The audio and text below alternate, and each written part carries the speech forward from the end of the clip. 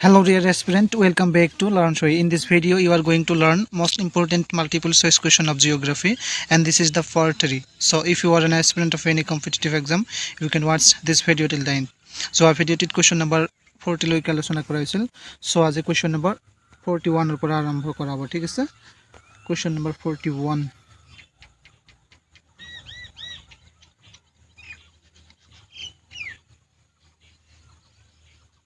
Question number 41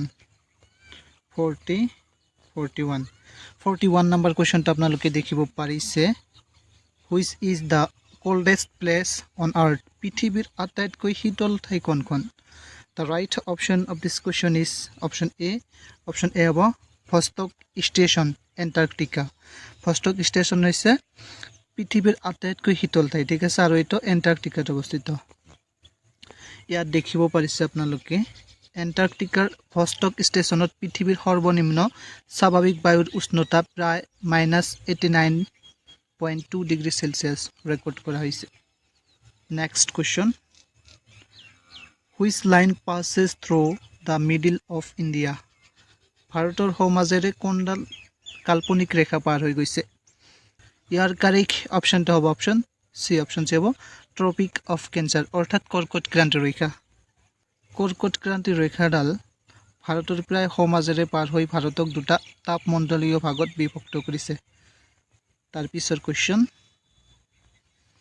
Panidihing bird sanctuary is located in which district of Assam? Panidihing পক্ষী অভয়াৰণ্য অসমৰ কোনখন জিলাত অৱস্থিত? The right option of this question is option A. Option A হ'ব Sivasagar. Next question, which is the smallest state in India by area? মাটিকালিৰ ফালৰ পৰা ভাৰতৰ আটাইতকৈ সৰু ৰাজ্য কোনখন? The right option of this question is option B. Option B হ'ব গোৱা। গোৱা হৈছে ভাৰতৰ আটাইতকৈ সৰু ৰাজ্য মাটিকালিৰ ক্ষেত্ৰত, ঠিক আছে। ইয়াত দেখিব পাৰিছে গোৱা ভাৰতৰ আটাইতকৈ সৰু ৰাজ্য, আনহাতে জনসংখ্যাৰ ফালৰ পৰা ছিক্কিম আটাইতকৈ সৰু ৰাজ্য। Question number 45, which city is situated on the banks of the river Thames? Thames নদীৰ পাৰত কোনখন চহৰ অৱস্থিত? অপশন এ আছে Paris, B London, C New York, and D Rome. The right option of this question is option B. Option B হ'ব London. যুক্তৰাজ্যৰ ৰাজধানী London চহৰখন বিখ্যাত টেমছ নদীৰ পাৰত অৱস্থিত। Question number 46, Dhubri district of Assam is famous for which industry? অসমৰ ধুবুৰী জিলা কোনটো উদ্যোগৰ বাবে বিখ্যাত? The right option of this question is option B. Option B হ'ব মেটছ ফেক্টৰী, অৰ্থাৎ জুইশলা উদ্যোগ। Question number 47, the Death Valley is located in which country? Death Valley কোনখন দেশত অৱস্থিত? The right option of this question is option A. Option A হ'ব USA, অৰ্থাৎ America যুক্তৰাষ্ট্ৰত Death Valley অৱস্থিত। Question number 48, which is the highest dam in India? ভাৰতৰ সৰ্বোচ্চ বান্ধ কোনটো? ইয়াৰ কাৰেক্ট অপশনটো হ'ব অপশন সি। অপশন সি হ'ব তেহৰী ডেম। তেহৰী বান্ধ হৈছে ভাৰতৰ সৰ্বোচ্চ বান্ধ। উত্তৰাখণ্ডৰ ভাগীৰথী নদীৰ ওপৰত নিৰ্মিত তেহৰী বান্ধ ভাৰতৰ আটাইতকৈ ওখ বা সৰ্বোচ্চ বান্ধ, ঠিক আছে। Question number 49, Orang national park is also' known as? Orang ৰাষ্ট্ৰীয় উদ্যানক আন কি নামেৰে জনা যায়? অপশন এ আছে মিনি কাজিৰঙা, বি আছে লিটিল মানাস, সি আছে গ্ৰীণ ভেলী, এণ্ড ডি আছে ৰাইনোলেণ্ড। The correct option of this question is option A. Option A হ'ব মিনি কাজিৰঙা। ওৰাং ৰাষ্ট্ৰীয় উদ্যানক মিনি কাজিৰঙা নামেৰে জনা যায়। ইয়াত চাব পাৰিছে কাজিৰঙাৰ সৈতে ইয়াৰ ভূ প্ৰকৃতি আৰু গড়ৰ বসতিৰ মিল থকাৰ বাবে ওৰাঙক প্ৰায়ে মিনি কাজিৰঙা বুলি কোৱা হয়। Question number 50, which is the largest island in the world? পৃথিৱীৰ বৃহত্তম দ্বীপ কোনটো? ইয়াৰ কাৰেক্ট অপশনটো হ'ব অপশন বি। অপশন বি হ'ব গ্ৰীণলেণ্ড। গ্ৰীণলেণ্ড হৈছে পৃথিৱীৰ বৃহত্তম দ্বীপ। Question number 51, Majuli was officially declared a district in which year? মাজুলীক আনুষ্ঠানিকভাৱে কোন বছৰত জিলা ঘোষণা কৰা হৈছিল? The right option of this question is option C. Option C হ'ব 20 2016 বৰ্ষত মাজুলীক আনুষ্ঠানিকভাৱে জিলা ঘোষণা কৰা হৈছিল।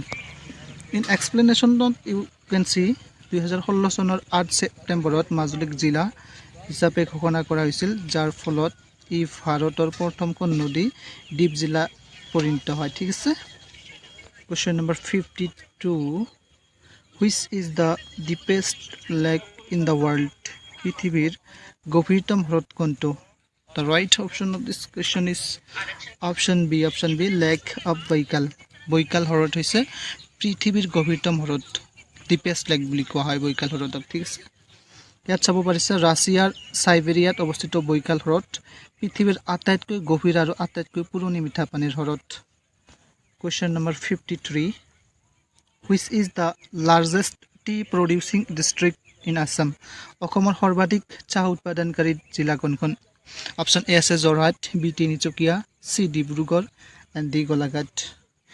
ইয়াৰ কাৰেক্ট অপশ্যনটো হয় অপশ্যন চি হ'ব ডিব্ৰুগড়। ডিব্ৰুগড় জিলাখন অসমৰ সৰ্বাধিক চাহ উৎপাদনকাৰী জিলা। ঠিক আছে।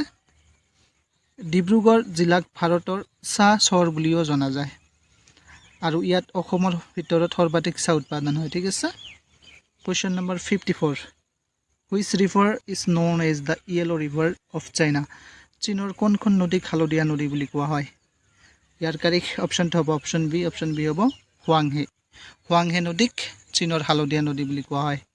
Question number 55, which state is known as the spice garden of India?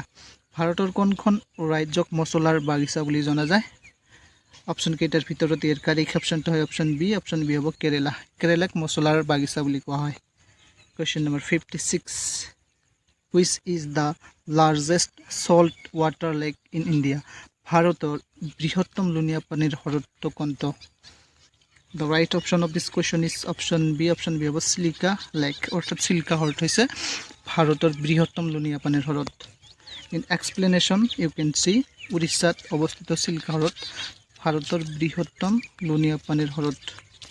Question number 57, what is the time difference between Indian Standard Time and Greenwich Mean Time? ভাৰতীয় মান সময় আৰু গ্ৰীণ হাউচ মান সময়ৰ মাজত পাৰ্থক্য কিমান? ইয়াৰ কাৰেক্ট অপশ্যনটো হয় অপশ্যন বি হ'ব 5 hours and 30 minutes। ঠিক আছে। ইয়াত চাব পাৰিছে আপোনালোকে ভাৰতীয় মান সময় গ্ৰীণ হাউচ মান সময়তকৈ 5 ঘণ্টা 30 মিনিট আগুৱাই থাকে। এইটো পইণ্ট আপোনালোকে ভালদৰে মনত ৰাখিব। Question number 58, the White Sea is located in which country? বগা সাগৰ কোনখন দেশত অৱস্থিত? Right option of this question is option A হ'ব ৰাছিয়া। বগা সাগৰ ৰাছিয়াত অৱস্থিত। ঠিক আছে। Question number 59, the Himalayas are which type of mountains? Himalaya কোন ধৰণৰ পৰ্বত? অপশ্যন এ আছে ভলকেনিক মাউণ্টেইনছ, বি আছে ফল্ট মাউণ্টেইনছ, চি আছে ব্লক মাউণ্টেইনছ এণ্ড ডি আছে residual mountains. The right option of this question is option B হ'ব fault mountains, অৰ্থাৎ ভংগিল পৰ্বত বুলি কোৱা হয়। Question number 60, rain forest research institute is located in which city of Assam? অসমৰ কোনখন চহৰত বৰ্ষাৰণ্য গৱেষণা প্ৰতিষ্ঠান অৱস্থিত? অপশ্যন এ আছে গুৱাহাটী, বি আছে যোৰহাট, চি আছে তেজপুৰ এণ্ড ডি আছে শিলচৰ। ইয়াৰ কাৰেক্ট অপশ্যনটো হয় অপশ্যন বি হ'ব যোৰহাট। যোৰহাটত বৰ্ষাৰণ্য গৱেষণা প্ৰতিষ্ঠান অৱস্থিত। কুৱেশ্যন ফৰ ইউ, এইটো কুৱেশ্যনৰ এনচাৰ আপোনালোকে জাষ্ট কমেণ্ট কৰি জনাব। ঠিক আছে। কুৱেশ্যনটো হৈছে which country is called the land of midnight San?